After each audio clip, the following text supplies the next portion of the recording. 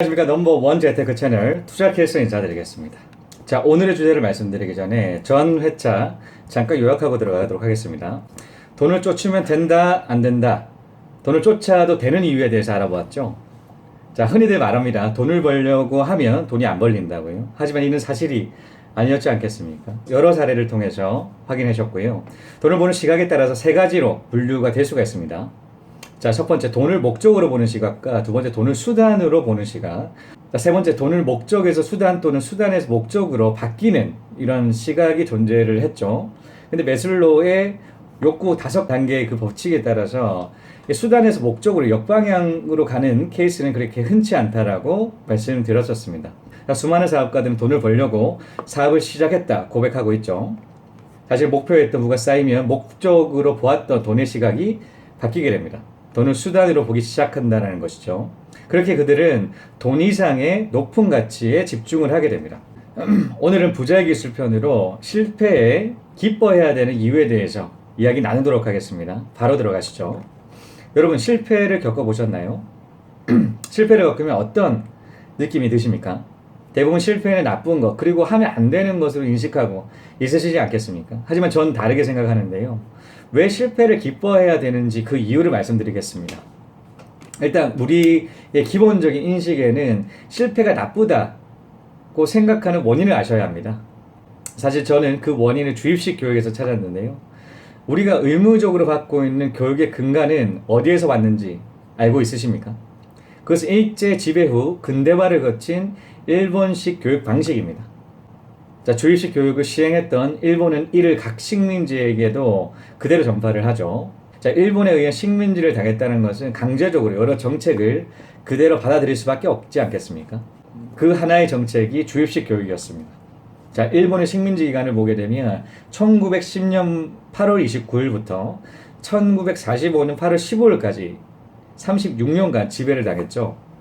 약 지금부터 73년 전, 그러니까 100년도 채 되지 않았습니다. 요즘 들어 4차 혁명이 이슈화로 부각되면서 창의적인 교육의 중요성에 대한 인식이 커지고 있죠.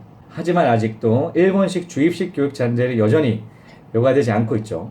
과연 그렇다면 일본은 왜 주입식 교육을 시작하게 되었을까요? 그리고 이 주입식 교육 시초는 일본이 최초일까요?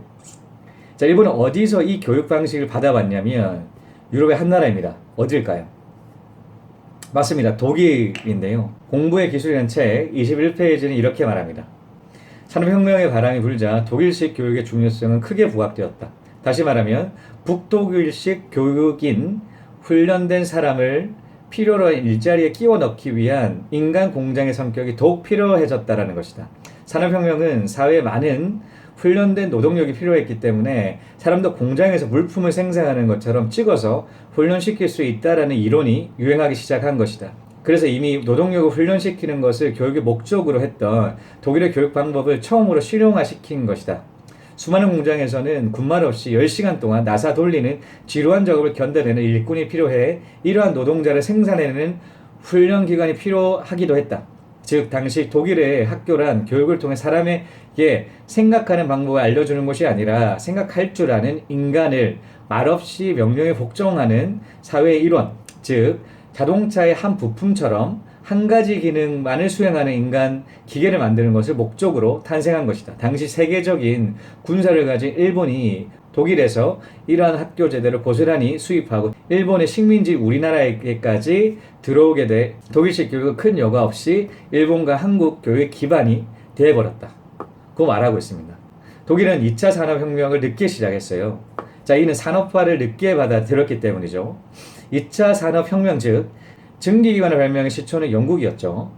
자, 증기기관은 이제껏 간의 수공업 방식을 단한 순간에 대량 생산 방식으로 바꿉니다.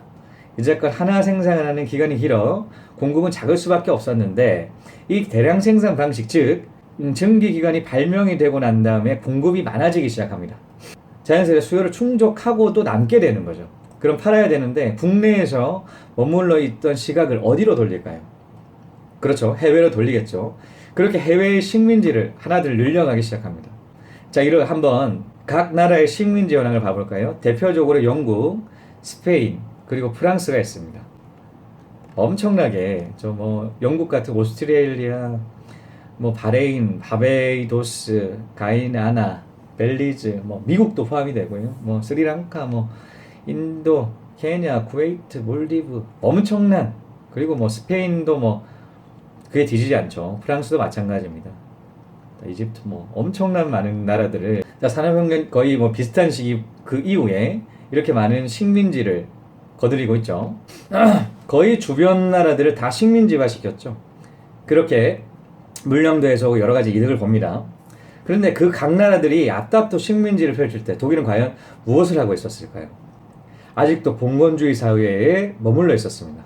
자, 봉건주의 사회에서는 한 영토의 영주가 왕입니다. 그런 영토가 굉장히 많은, 그런 왕들이 굉장히 많은 거죠. 봉건주의 사회에서는 한 영토의 영주가 왕입니다. 그런 왕들이 굉장히 많이 존재를 하고 있었죠. 각 나라들이 그렇게 많았다는 겁니다. 그런 잘게 쪼개진 나라들로 분리가 되어서 독일은 산업화에 늦을 수밖에 없었죠. 지적 대화를 위한 넓고 얕은 지식이란 책 66페이지는 이렇게 말하고 있습니다.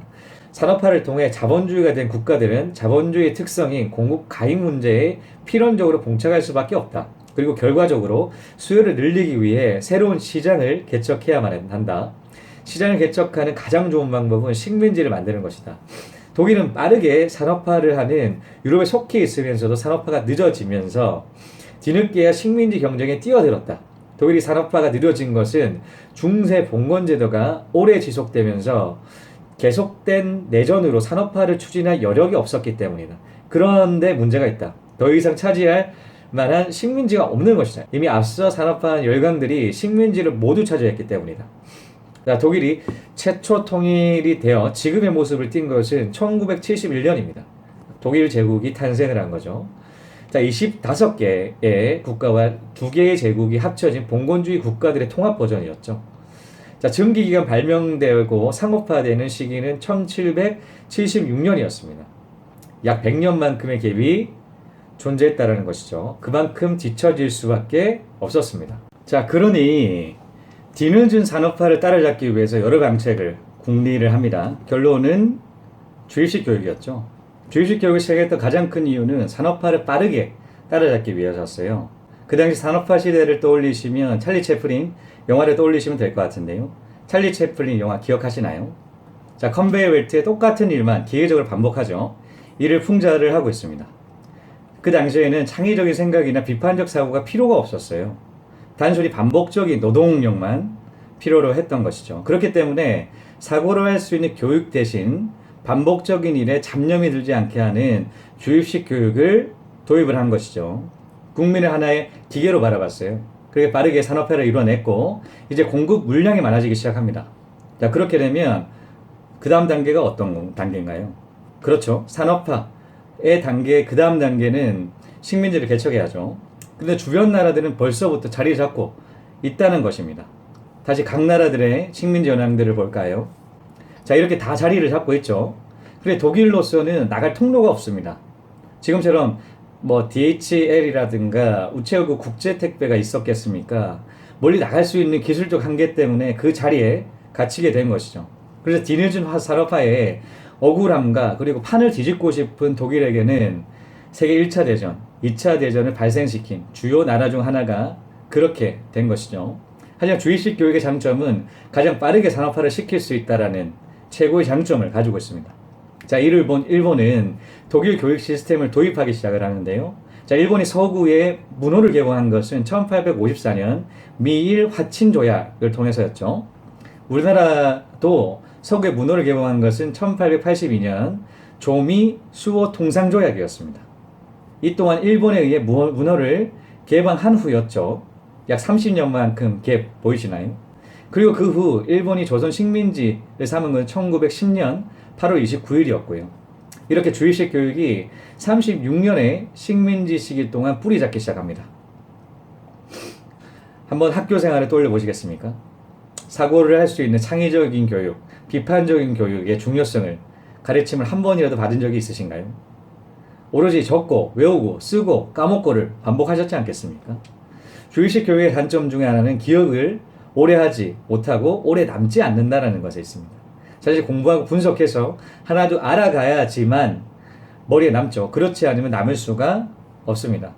그런 교육에서는 그런 교육에서는 한 개의 답 외에는 전부 틀린 것이 되죠. 저는 초등학교 받아쓰기 시험을 아직도 기억하고 있습니다. 시험 치는 중에는 가방을 올려서 쓰고 매겨서 많이 틀리게 되면 손바닥을 맞았었어요. 그리고 방과 후에 공부를 하고 집에 가기도 했고요.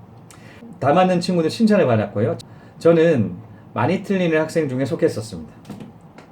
이런 주입식 교육은 실수나 틀리면 좋지 않다는 인식을 계속해서 갖게끔 합니다. 그것도 아주 오랜 시간 동안 지속되어 왔죠. 심지어 직장생활도 마찬가지입니다. 오탈자 하나에 혼나고 질타를 받아요.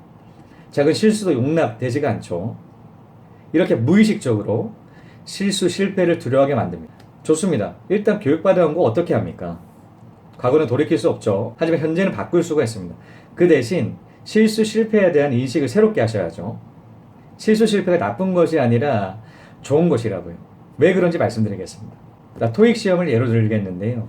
토익 시험의 정석, 해커스 발행이, 빨강이를 알고 계신가요? 정말 잘 만들어진 책이죠. 거의 모든 토익 문제를 다 다루고 있고요. 이를 전부 정확하게 한다면 만점도 어렵지 않다고 확신합니다. 우리는 이 책 2권으로 공부를 합니다. 보통 한 번 보고요. 또 2회독, 3회독을 하죠. 계속 회독을 늘려가는데요. 그렇다면 3번이나 봤다고 공부를 했는데 다 맞아야 되지 않겠습니까? 하지만 우리는 어떻습니까? 다 맞지 못하죠. 이 못 맞았다는 것은 자신이 충분히 이해하지 못하는 것이죠. 문제는 자신이 충분히 이해한 것과 충분히 이해하지 못한 것을 나눌 수가 있습니다. 그렇다면 공부를 할 때 충분히 이해하지 못한 것만 공부하면 되지 않냐고요? 그걸 우리가 알면 만점 받을 수 있겠죠. 하지만 가장 중요한 포인트입니다. 우리는 그것을 모른다는 데 있습니다. 그 충분히 이해되지 못하는 부분을 정확하게 알지를 못합니다. 3회, 4회, 심지어 5회독을 한다고 하더라도 우리가 충분히 이해하지 못하는 부분을 정확히 알 수가 없습니다. 언제까지요? 시험을 칠 때까지요. 시험을 치고 틀리지 않는다면 잘 알기가 어렵습니다. 그러니 틀린 문제를 분석을 합니다. 어느 챕터, 어떤 항목, 어떤 문제를 틀린 그 챕터로 다시 돌아가셔야 돼요. 그 챕터를 다시 공부를 하셔야죠. 이 방법의 가장 좋은 것은 오답노트를 만드는 것입니다. 틀렸던 그 근본적인 이유를 접근을 해서 이 사고를 바꾼다라는 거죠. 자, 오답노트의 항목은 첫 번째가 틀린 이유, 예를 들어서 어떻게 생각을 해서 틀렸는지. 두 번째, 다시 그 챕터로 들어가서 다시 공부를 하고 난 다음에 알게 된 내용들을 적고요. 세 번째, 앞으로 이 문제를 접하면 어떤 식으로 접근하겠다. 예, 그런 가정까지 들어가 줘야 됩니다. 제 경험상 이렇게 오답노트를 작성하게 되면 앞으로 같은 문제를 틀리지 않았습니다. 전제는 시간 날 때 혹은 시험 전에 이 오답노트를 슬 한번 훑어본다는 데 있죠. 반복적으로 상기시켜야 자기 것이 될 수가 있습니다. 인생도 마찬가지인 것 같습니다.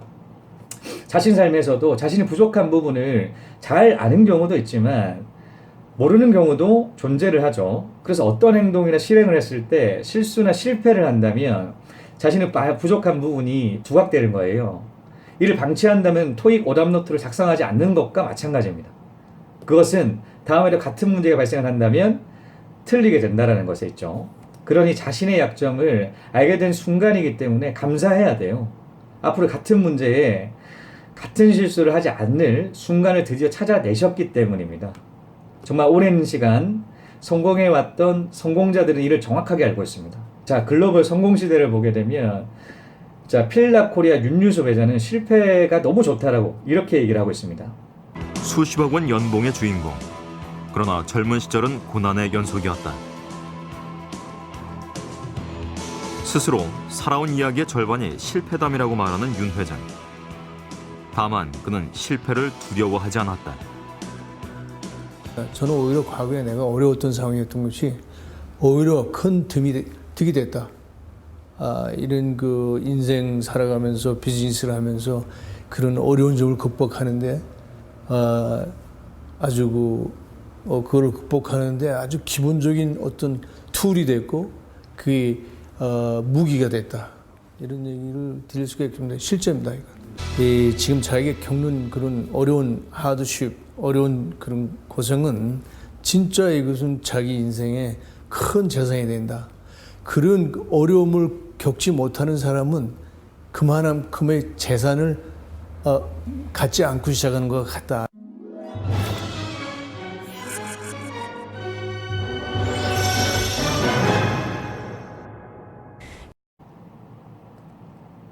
자, 천억 매출 박동희 조선업 회장의 말도 들어보실까요?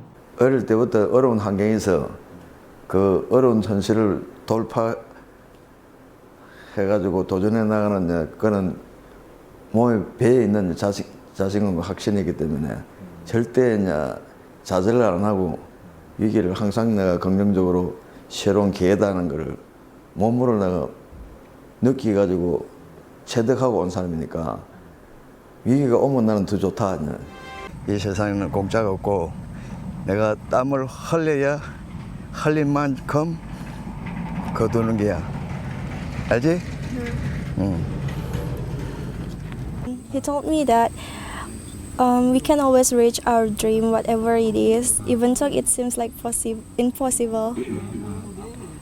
And he told me like to never give up on things that we can do it if we.